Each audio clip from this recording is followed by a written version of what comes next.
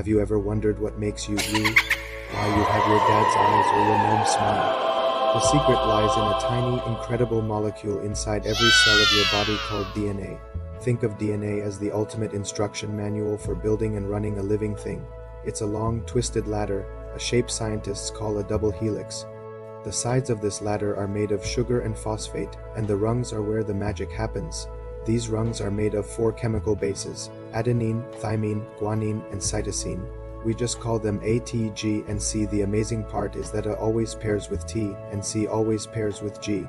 It's this specific sequence, the order of the letters, that spells out the instructions for everything, from the color of your hair to how your body fights off a cold.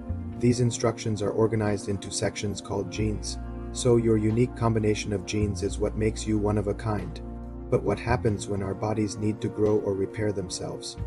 Our cells need to divide, and each new cell needs a complete copy of that instruction manual. This is where DNA replication comes in, and it's a brilliant process. Imagine unzipping that twisted ladder right down the middle. The 2 strands of the DNA molecule separate, with the rungs splitting apart. Now you have 2 single strands, each acting as a template. Free-floating bases A, T, C, and G that are already inside the cell's nucleus find their matching partners on each template. An A will grab a T, a C will grab a G, and so on, all the way down the line. Special enzymes act like construction workers, helping to lock these new bases into place and building new sugar-phosphate backbones for each strand. Once they're done, you don't have 1 DNA molecule anymore, you have 2. And here's the coolest part. Each new DNA molecule is an exact, perfect copy of the original.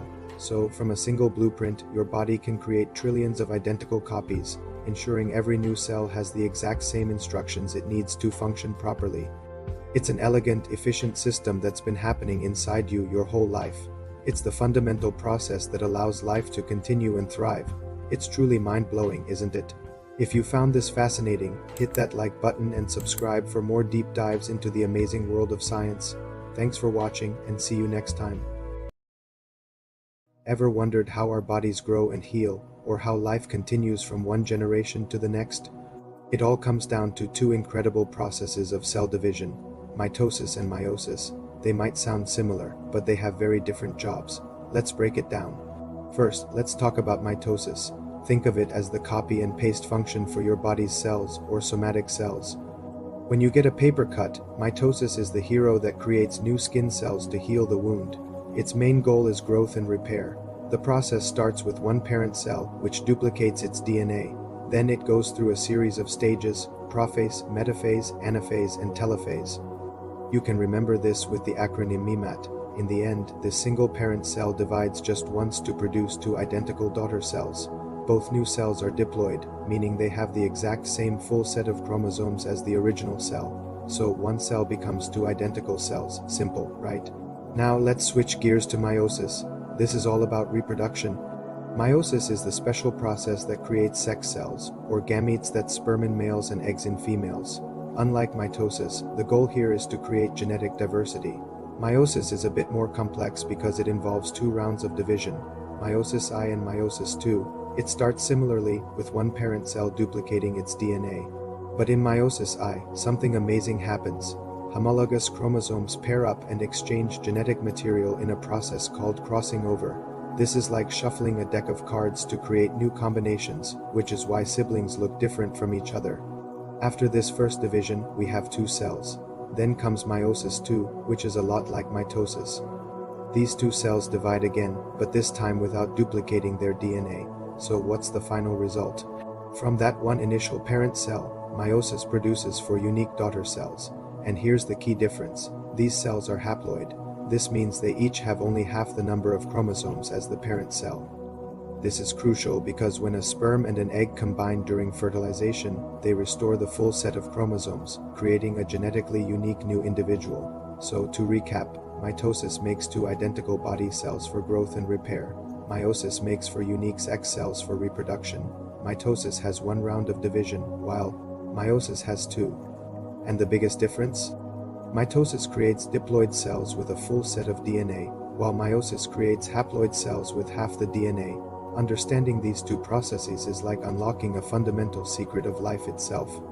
It's how we grow, heal, and pass our legacy on to the next generation. I hope this helps clear things up. If you found this video helpful, please give it a thumbs up, subscribe for more science content, and hit that notification bell. Thanks for watching. Have you ever wondered how your body digests food so quickly, or how life itself even happens? The secret lies with tiny, incredibly powerful helpers called enzymes. Think of them as the super efficient workers inside every cell of your body. Without them, even the simplest reactions would take forever, and life as we know it would grind to a halt. So how do these microscopic powerhouses actually work? Imagine a lock and a key. An enzyme is like a very specific lock, and the molecule it works on, called a substrate, is the key. The special part of the enzyme where the magic happens is called the active site. This active site has a unique shape that is perfectly designed to fit only one specific type of substrate, just like how your house key only opens your front door and not your neighbor's. When the right substrate, the key, finds its way into the active site of the enzyme, the lock, they bind together, forming what's called an enzyme substrate complex. This is where the action is. The enzyme then goes to work, either breaking the substrate down into smaller pieces or joining it with another molecule to build something new. This process is called catalysis, and enzymes are masters at speeding it up, sometimes by millions of times. Once the reaction is complete, the enzyme releases the new products. And here's the coolest part: the enzyme itself is completely unchanged and ready to go again. It's like a tireless worker on an assembly line, ready to grab the next substrate and repeat the whole process over and over. This incredible efficiency is why a small number of enzymes can have such a huge impact. This lock and key model also explains why enzymes are so specific. The shape of the active site is so precise that other molecules simply won't fit. For example, the enzyme lactase is designed to break down lactose, the sugar in milk. It won't work on other sugars like sucrose or fructose because their molecular shapes are different. They're the wrong keys for the lactase lock. This specificity is vital for keeping the thousands of chemical reactions in our bodies organized and running smoothly without interfering with each other. So, from digesting your lunch to repairing your DNA, enzymes are the unsung heroes working tirelessly behind the scenes. They are nature's perfect catalysts, specific, efficient, and absolutely essential for life. Thanks so much for watching. If you found this helpful, don't forget to hit that like button and subscribe for more science videos. See you next time. Ever wondered how a tiny caterpillar, a majestic eagle, and a towering oak tree are all connected? It's like a giant, delicious mystery, and today we're going to solve it. Welcome to our deep dive into the fascinating world of food chains, food webs, and energy pyramids. Get ready to see nature in a whole new way. So what's on the menu in the wild? It all starts with the sun. Plants, algae, and some bacteria are the ultimate chefs of the natural world. They are called producers because they use sunlight to produce their own food through a process we all know: photosynthesis. Think of them as the power plants of every ecosystem, converting solar energy into edible energy. Every blade of grass, every leaf, every tiny phytoplankton in the ocean is a producer. Next up, we have the consumers. These are the organisms that can't make their own food, so they have to eat other things to get energy. First in line are the primary consumers, also known as herbivores. These are the plant eaters. Think of rabbits nibbling on clover, deer grazing in a meadow, or that caterpillar munching on your favorite tomato plant. They get their energy directly from the producers, but the story doesn't end there. Who eats the herbivores? That would be the secondary consumers. These are carnivores, meat eaters, or omnivores, who eat both plants and animals. A snake that eats a rabbit is a secondary consumer. A bird that eats a grasshopper is also a secondary consumer. They're one step up the chain, transferring that energy further, and you guessed it, we can go even higher. Tertiary consumers eat the secondary consumers. Imagine a hawk swooping down to catch that snake. The hawk is the tertiary consumer. In many ecosystems, there's an apex predator at the very top, an animal that has no natural predators, like a lion, a great white shark, or a bald eagle. They are the kings and queens of their food chain. This simple, straight line of energy transfer from producer to primary consumer to secondary consumer is called a food chain. Grass to rabbit, rabbit to fox. Easy, right? Well, nature is a bit more complicated and a lot more interesting than that. In reality, most animals don't just eat one thing. A fox might eat a rabbit, but it might also eat berries, insects, or a bird. That bird might eat insects and seeds. Suddenly, our simple chain looks more like a tangled, interconnected web. And that's exactly what it's called, a food web. A food web is just a bunch of overlapping food chains. It shows the complex, multiple pathways that energy can take through an ecosystem. It's a much more realistic picture of who eats whom. Now let's talk about the energy itself. When a rabbit eats grass, does it get 100% of the grass's energy? Not even close. A huge amount of energy is lost at each step, mostly as heat during metabolic processes, or because not all parts of an organism are eaten or digested. This is where the energy pyramid comes in. It is a diagram that shows how energy flows from one level of a food chain to the next. The producers are at the wide base of the pyramid, holding the most energy. As you move up the levels to primary consumers, then secondary, then tertiary, the levels get smaller and smaller. This is because only about 10% of the energy from one level is stored in the next. This 10 rule is crucial. It explains why there are so many more plants than herbivores, and so many more herbivores than top carnivores. There's simply not enough energy at the top to support a huge population. That's why you'll see vast fields of grass but only a few lions roaming the savanna. The pyramid shape perfectly illustrates this loss of energy. So, from a single food chain to a complex food web, all governed by the flow of energy shown in the pyramid, we see a beautifully balanced system. Every organism has a role in this incredible transfer of energy that sustains all life. I hope this has given you a new appreciation for the intricate connections in the world around you. If you enjoyed this and learned something new, please hit that like button and subscribe for more adventures into the natural world. Thanks for watching, and we'll see you in the next video. Ever wondered how life on Earth gets its energy? It's all about a beautiful, continuous cycle between plants and animals, involving photosynthesis and cellular respiration. Think of it like a cosmic dance. Plants are the ultimate solar-powered chefs. They take in sunlight, water, and carbon dioxide and through photosynthesis, cook up sugary food for energy. As a wonderful bonus, they release the oxygen we breathe. Then we come in. We breathe in that oxygen and eat food, either plants or animals that ate plants. Our cells then perform cellular respiration, breaking down that food to release energy for us to live, move, and think. And what do we release? Carbon dioxide, which the plants need to start the whole process over again. It's a perfect loop, cycling energy from the sun and matter like carbon and oxygen through every living thing. Thanks for watching. If you found this helpful, don't forget to like this video and subscribe for more science shorts. Hey everyone, and welcome back to the channel. Today we're diving deep into a topic that affects all of us, every single day, the invisible war happening inside our bodies. We're talking about pathogens and the incredible superhero team that protects us, our immune system. So how do these tiny invaders actually get in, and how does our body fight back? Let's find out. First up, what exactly is a pathogen? Think of them as tiny troublemakers. They can be viruses, bacteria, fungi, or parasites. Their main goal is to find a nice, cozy place to live and multiply, and unfortunately, our bodies are prime real estate, but they have to get in first, right? One of the most common ways they spread is through the air. When someone who's sick coughs, sneezes, or even just talks, they release tiny droplets filled with pathogens. If you're nearby, you can breathe these in. It's like walking through an invisible cloud of germs. This is why you always hear "cover your cough and sneeze." It's not just polite. It's a public health announcement. These are called airborne or droplet transmissions. Another major highway for germs is direct and indirect contact. A direct handshake with someone who has a cold and then touching your face. You've just given those germs a free ride. Indirect contact is even sneakier. A pathogen can land on a surface, like a doorknob, a phone screen, or a tabletop. It just sits there, waiting. Then you come along, touch that surface, and later touch your eyes, nose, or mouth. Boom, the invader has found a way in. This is why washing your hands frequently with soap and water is one of the most effective things you can do to stay healthy. It literally washes those would-be invaders down the drain. Then there's the issue of contaminated food and water. Some nasty bacteria, like Salmonella or E. coli, love to hang out in undercooked food or unpurified water. When you consume them, they set up shop in your digestive system, leading to some very unpleasant food poisoning.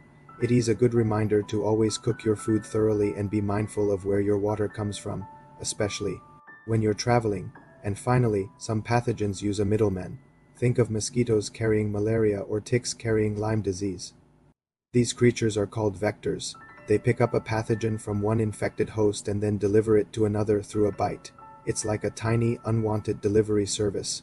Okay, so a pathogen has breached the gates. What happens next? Does our body just surrender? Absolutely not. This is where our amazing immune system springs into action. It's a complex, multi-layered defense network that works 24/7 to protect you. The first line of defense is your physical barriers. Your skin is the most obvious one. It's a tough, waterproof shield that most pathogens can't get through. But what about your eyes, nose, and mouth? These are protected by mucus, saliva, and tears, which not only create a sticky trap but also contain special enzymes that can break down and destroy invaders before they even get a proper foothold. Think of these as the moats and high walls of your body's castle. But what if a pathogen gets past these outer walls? Let's say you get a cut on your finger. The barrier is broken. This triggers the second line of defense, known as the innate immune system. It's your body's rapid response team. Special white blood cells, like neutrophils and macrophages, rush to the site of the breach. Macrophages are like the big eaters of the immune system. They literally gobble up and digest the invading pathogens. This process is called phagocytosis. You've seen this in action before. The redness, swelling, and warmth you feel around a cut. That's called inflammation, and it's a sign that your innate immune system is hard at work, delivering troops and supplies to the battlefield. Now, this innate response is fast and furious, but it's not very specific. It attacks any foreign-looking thing it finds. For a more targeted and powerful strike, we need the third line of defense, the adaptive immune system. This is the special forces unit of your body. It's incredibly precise and has a long-term memory. When the innate system is fighting, it sends signals to the adaptive system. This activates two key types of white blood cells, T cells and B cells. Think of them as the generals and the weapons factories. Helper T cells are the coordinators. They identify the specific type of pathogen and give orders. They can activate killer T cells, which are trained assassins that seek out and destroy your own body cells that have been infected by a virus, preventing the virus from multiplying. At the same time, helper T cells also activate the B cells. When a B cell is activated, it transforms into a plasma cell and starts mass-producing incredible proteins called antibodies. Antibodies are like heat-seeking missiles. They are custom-made to lock onto one specific type of pathogen. They swarm the invaders, either neutralizing them directly or flagging them for destruction by those big eater macrophage cells. It's a beautifully coordinated attack, but here's the most amazing part of the adaptive immune system: memory. After the battle is won and the infection is cleared, some of the specialized T cells and B cells stick around as memory cells. They remember that specific pathogen. If that same germ ever tries to invade your body again, your immune system doesn't have to start from scratch. These memory cells immediately recognize the enemy and launch a massive, rapid-fire counterattack, often wiping out the pathogen before you even feel a single symptom. This is why you usually only get diseases like chickenpox once, and it's the exact principle behind how vaccines work. Vaccines introduce a safe, harmless piece of a pathogen to your immune system, allowing it to build up those memory cells without you ever having to get sick. It's like giving your army the enemy's battle plans in advance. So, to recap, pathogens try to get in through the air by touch in our food or via vectors like insects. Our body fights back first with physical barriers like skin.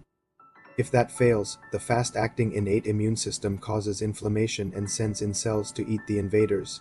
And for the finishing blow, the highly specific adaptive immune system creates custom-made T cells and antibodies to destroy the threat and, crucially, remembers it for the future. It's an epic battle that happens constantly, without us even noticing. So next time you're feeling healthy, take a moment to thank your incredible immune system for all its hard work. And you can help it out by washing your hands, eating well, and getting enough sleep. I hope this has helped you understand a little more about the amazing biology happening inside you. It's truly fascinating stuff. What part of the immune system do you find most interesting? Let me know in the comments below. Thanks so much for watching today. If you enjoyed this video and learned something new, please give it a thumbs up and don't forget to subscribe and hit that notification bell so you won't miss our next deep dive. Stay curious, stay healthy, and I'll see you in the next video. Have you ever wondered what makes you you? How do you breathe, eat, move, and even think? It's all thanks to an incredible, interconnected network inside your body, your organ systems. Think of your body as a bustling city, and each system is a critical department working 24/7 to keep everything running smoothly. Today, we're going on a grand tour of this amazing city within. First up, let's talk about the framework, the skyscrapers of our city, the skeletal system. Your 206 bones do more than just give you shape. They protect your vital organs, like your skull protecting your brain, and your rib cage guarding your heart and lungs. Paired with the muscular system, they form the musculoskeletal system. Your muscles are the powerhouses that contract and pull on your bones, allowing you to walk, run, jump, and even smile. Without them working together, you'd just be a pile of bones. But how do these muscles get the energy to move?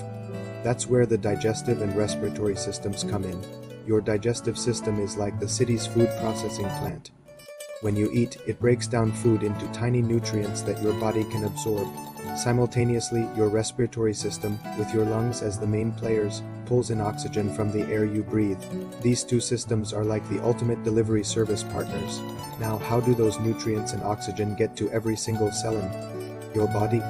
Enter the circulatory system, our city's superhighway.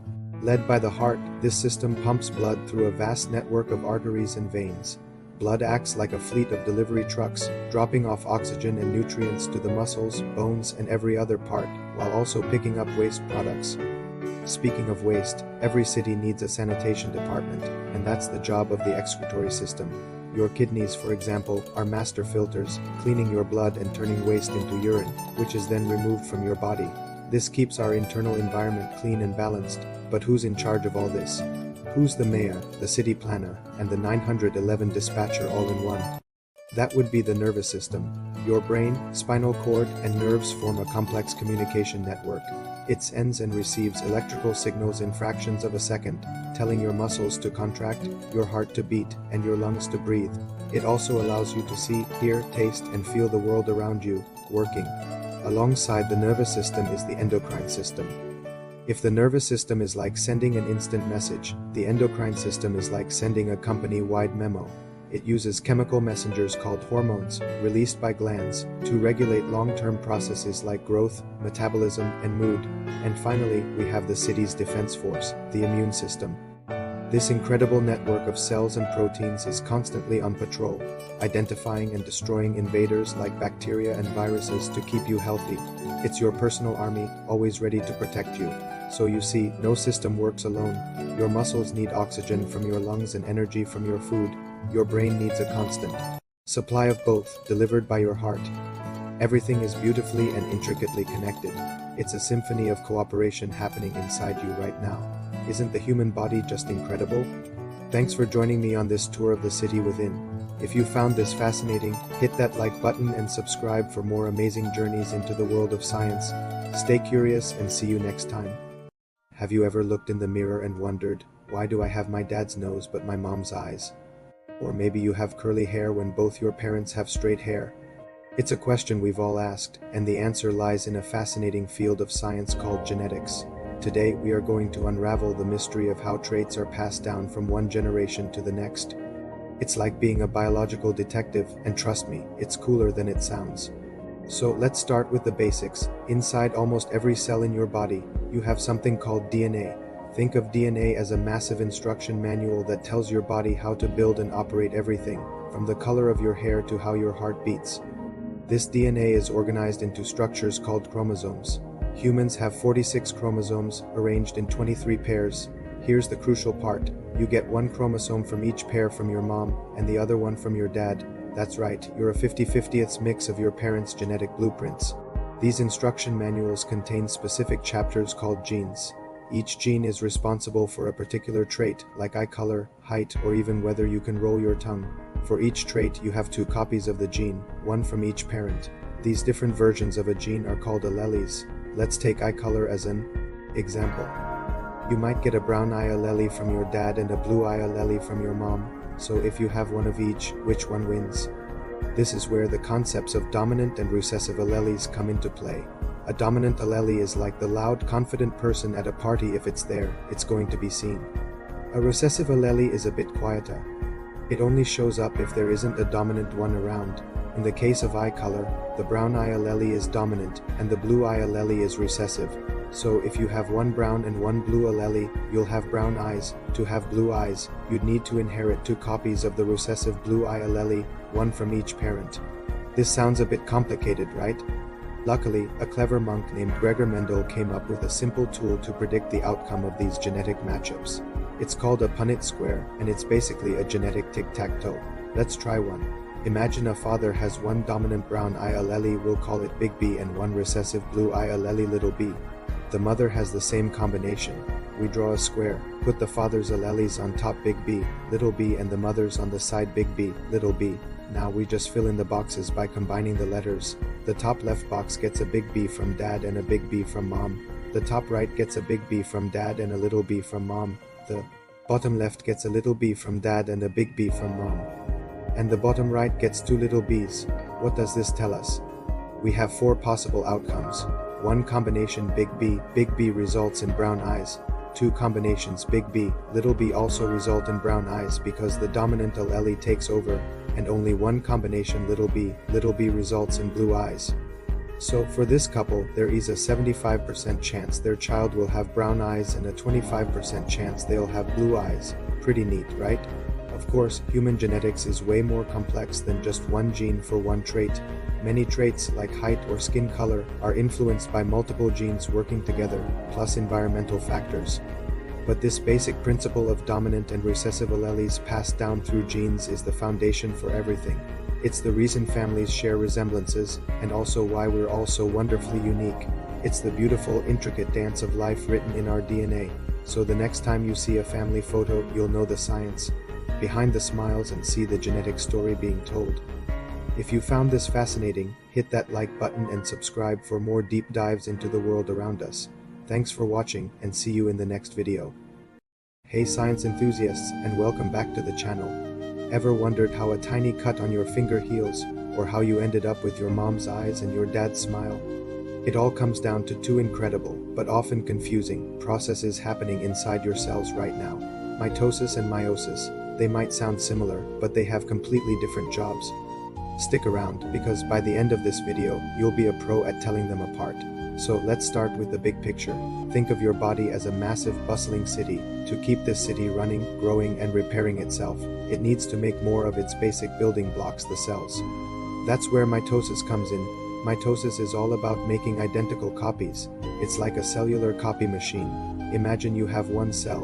Mitosis takes that one parent cell and divides it into two new daughter cells that are perfect, identical twins of the original. They have the exact same genetic information, the same number of chromosomes, everything. In humans, most of our cells have 46 chromosomes. So a cell with 46 chromosomes undergoes mitosis and produces two new cells, each with 46 chromosomes. Why is this so important? Well, think about growth. You started as a single cell, and through trillions of mitotic divisions, you became the complex person you are today. Every time you grow, you're making more cells. It's also crucial for repair. When you get a paper cut, your body uses mitosis to create new skin cells to patch up the wound. It's the ultimate maintenance and cloning process for your body's cells, or as we call them, somatic cells. So, to put it simply, the main goal of mitosis is growth and repair. It creates identical copies to keep the body functioning. 1. Division. 2 identical daughter cells. Simple, right? Now let's switch gears and talk about the other star of the show, meiosis. If mitosis is a copy machine, think of meiosis as a genetic shuffling machine. Its purpose is completely different. Meiosis isn't about making more body cells. It's about making a very special type of cell, sex cells, also known as gametes. For humans, that means sperm and eggs. Unlike mitosis, meiosis doesn't want to make identical copies. In fact, it does everything it can to create genetic variety. It's the reason why siblings, unless they're identical twins, look different from each other even though they have the same parents. Meiosis is all about mixing and matching genes to create unique combinations. Here's how it works, conceptually. Meiosis takes a special cell in the reproductive organs, which starts with the full 46 chromosomes, and puts it through not one, but 2 rounds of division. That's a key difference right there. Mitosis has 1 round, meiosis has 2. In the first round, something amazing happens. The chromosomes pair up with their partners and they literally swap pieces of genetic information. This process is called crossing over, and it's like shuffling a deck of cards. It creates brand new, unique combinations of genes on each chromosome. After this first division, we have 2 cells, but they're not identical. Then comes the second round of division. These 2 cells divide again, but this time they're just splitting the chromosomes they have. The final result of meiosis is not 2, but 4 daughter cells, and here is the most important part. Each of these 4 cells has only half the number of chromosomes as the parent cell, so they have 23 chromosomes, not 46. Why? Half? Think about it, the whole point is sexual reproduction. A sperm cell with 23 chromosomes needs to fuse with an egg cell that also has 23 chromosomes.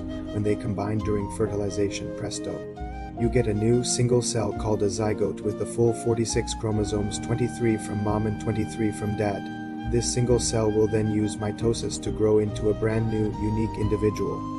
So meiosis has 2 main goals: to create genetic diversity through shuffling and to reduce the chromosome number by half to prepare for sexual reproduction. It's all about creating the next generation, with its own unique genetic fingerprint. Let's do a quick head-to-head comparison to really nail this down. Mitosis, its purpose is growth and repair. It happens in your body cells or somatic cells. It involves 1 round of division. The result? 2 daughter cells that are genetically identical to the parent cell and have the same number of chromosomes. Think mitosis helps your toes grow, it's for the body. Now, meiosis, its purpose is sexual reproduction. It only happens in the reproductive organs to create gametes, or sex cells. It involves 2 rounds of division, including that special gene shuffling step. The result? 4 daughter cells that are genetically unique and have half the number of chromosomes as the parent cell. Think meiosis is about making a new me. So one process is for cloning and maintenance, the other is for creating diversity and the next generation. Mitosis keeps you. Meiosis allows for the creation of a new, genetically distinct you. One makes cells for the body, the other makes cells for a baby. It's a beautiful and elegant system, isn't it? The way our bodies can perform these 2 incredibly different, yet equally vital, types of cell division is one of the true wonders of biology, and that's the core difference. Mitosis is about identity and continuity, while meiosis is about diversity and new beginnings. I hope this conceptual breakdown has cleared up the confusion and made these processes easier to understand. They are fundamental to all life, from the smallest plant to the largest whale. Thank you so much for watching today. If this video helped you, please give it a big thumbs up, and don't forget to hit that subscribe button and ring the notification bell so you won't miss our next science deep dive. Have any questions or a topic you want me to cover next? Drop a comment down below. Stay curious, and I'll see you in the next video. Bye for now.